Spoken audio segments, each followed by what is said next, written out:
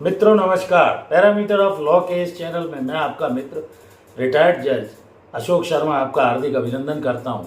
आज मैं नए लॉज जो आईपीसी सीआरपीसी एविडेंस का स्थान लेंगे, जिसे भारतीय न्याय संहिता 2023, भारतीय नागरिक सुरक्षा संहिता 2023 तथा भारतीय साक्ष्य अधिनियम 2023 जो 1 जुलाई 2024 से लागू होने जा रहे हैं, इनके बारे में इस वीडियो में संक्षेप में बताने जा रहा हूँ। वीडियो अत्यंत महत्वपूर्ण है, ध्यान से सुनिए, कुछ आपकी जानकारी बढ़ेगी। तो 3 न्यू क्रिमिनल लॉज जो 1 जुलाई 2024 से आने वाले हैं, उनमें क्या क्या चेंजेस हैं ये एक्सप्लेन करने का प्रयास करूंगा।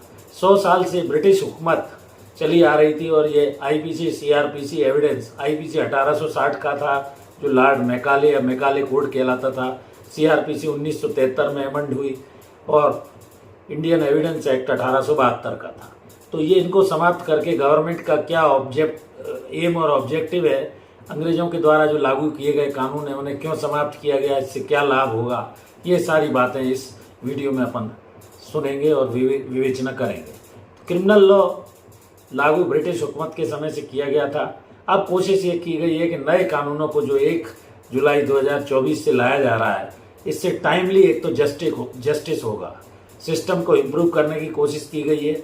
आईपीसी 1860, सीआरपीसी 1973 और इंडियन एविडेंस एक्ट 1872 के स्थान पर नए तीनों कानून भारतीय न्याय संहिता, भारतीय नागरिक सुरक्षा संहिता और भारतीय साक्ष्य अधिनियम 2023 लाने का प्रयास किया गया है, जिससे एक्यूज को फेयर ट्रायल मिले, टाइमली जस्टिस हो और विक्टिम को फेयर कंपनसेशन मिले। ये बेसिक एस्पेक्ट इन्होंने रखने की कोशिश की गई है।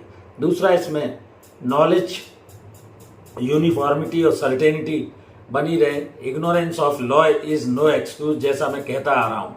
कानून की अनभिज्ञता कोई बहाना नहीं है। कोई भी व्यक्ति यह कहकर कि मेरे को अपराध की जानकारी नहीं थी या मुझे दंड की जानकारी नहीं थी, मैं कानून को नहीं समझ पाया था, इसका बचाव नहीं ले सकता है। आईपीसी जो एक्ट है, आईपीसी के अंदर 1860 में कौन सा एक्ट कब क्राइम बनेगा, इसके कंपोनेंट्स, अपराध की परिभाषा और दंड दिए गए हैं।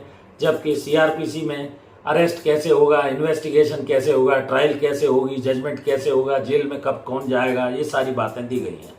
और एविडेंस एक्ट में बर्डन ऑफ प्रूफ किसके ऊपर होगा, एक्सपर्ट ओपिनियन क्या होगा, एडमिसिबिलिटी इन एविडेंस क्या होगा, कौन सी चीज़ रिलायबल इन एविडेंस मानी जाएगी, प्राइमरी सेकेंडरी एविडेंस क्या होगा, ये सारी चीज़ें। तो लॉ स्टूडेंट्स के लिए ये वीडियो अत्यंत महत्वपूर्ण है। इसमें केशवानंद भारती के केस से लेकर ये सारी पुरानी स्थिति और नई स्थितियाँ लॉ स्टूडेंट्स को जानना चाहिए। लॉ फ्रेटर्निटी से जुड़े हुए लोगों को भी इसकी जानकारी होना चाहिए।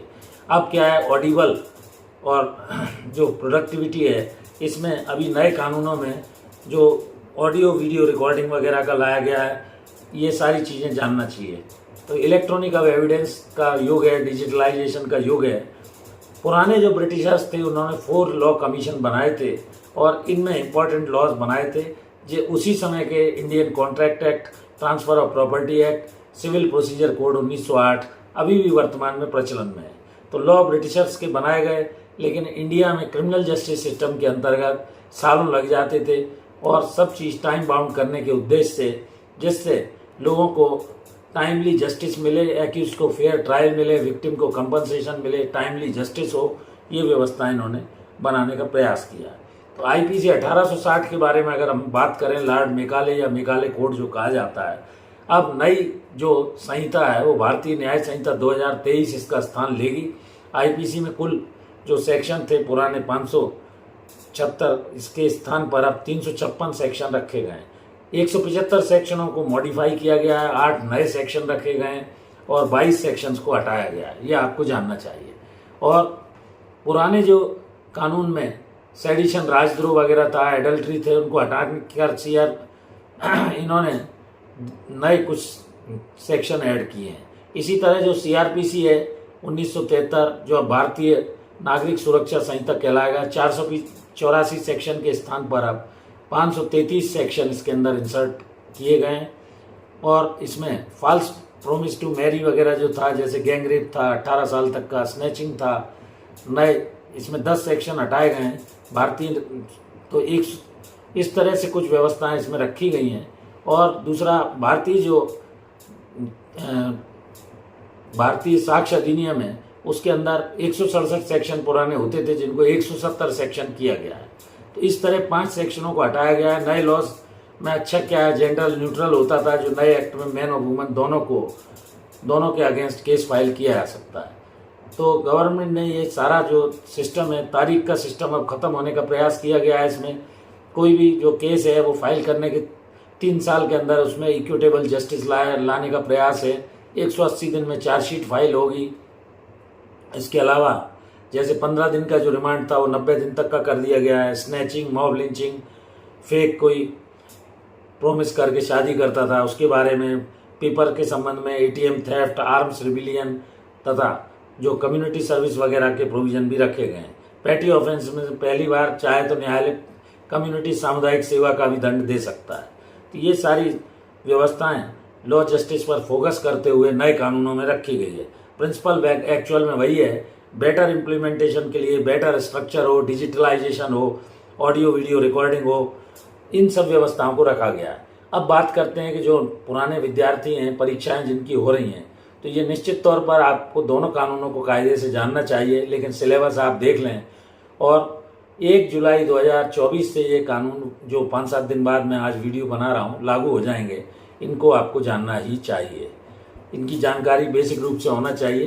तो ये 3 जो न्यू क्रिमिनल लॉ हैं, भारतीय न्याय संहिता, भारतीय नागरिक सुरक्षा संहिता और भारतीय साक्ष्य अधिनियम 2023, इनमें 100 सालों से जो अंग्रेजों के ब्रिटिश हुकूमत के समय से कानून चला आ रहा था, मेजर चेंजेस करके टाइमली जस्टिस मिले, एक्यूज को फेयर ट्रायल मिले, विक्टिम को कंपनसेशन मिले, यूनिफॉर्मिटी रहे, सर्टेनिटी रहे, टाइम बाउंड प्रोग्राम में इक्विटेबल जस्टिस मिले और तारीख पर तारीख का सिस्टम खत्म हो, चार्जशीट समय से फाइल हो, ये सारी व्यवस्थाएं इन्होंने रखने की कोशिश की गई है। कम्युनिटी सर्विसेज जैसे प्रोविजन रखे गए हैं। तो ये बहुत महत्वपूर्ण अधिनियम है जिनको आपको जानना चाहिए। तो मैं छोटे छोटे वीडियोस के माध्यम से नई जानकारी हर वीडियो में देने का प्रयास कर रहा हूँ। जुड़े रहिए पैरामीटर ऑफ लॉ चैनल से। और जो लोग अभी तक जिन्होंने मेरे चैनल को सब्सक्राइब नहीं किया है वो कृपया सब्सक्राइब कर लें और वीडियोस अच्छे लगें तो लाइक कीजिए, शेयर कीजिए। और मेरे प्लेलिस्ट में आप जाकर विभिन्न विषयों पर आपको कानूनी सामग्री तथा अदर सामग्री जो कि जनरल नॉलेज से संबंधित है, मोटिवेशनल वीडियोस भी हैं, इनको आप देखते रहिए, जुड़े रहिए इस चैनल से। हृदय से धन्यवाद करता हूं। इस वीडियो में यहीं तक, फिर मिलते हैं नए वीडियो के साथ। Thank you for watching this video. नमस्कार।